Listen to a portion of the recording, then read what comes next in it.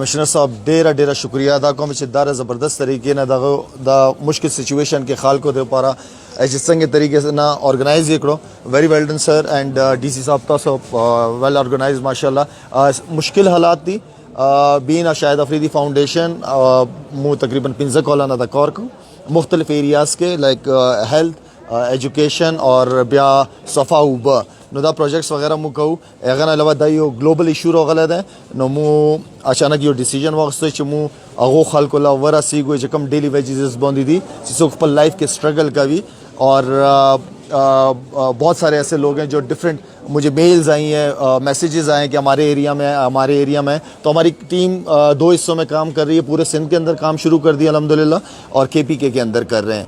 इंशाल्लाह ये नहीं है कि यहाँ आके सिर्फ खुदाफिज कर दें या 2 हफ्ते 3 हफ्ते का राशन दें। इंशाल्लाह कमिश्नर साहब के साथ पूरा प्लान बनाएंगे। जो हकदार हैं उनको अब हक पहुँचना बहुत ज़रूरी है। Thank you sir. मेरा भाई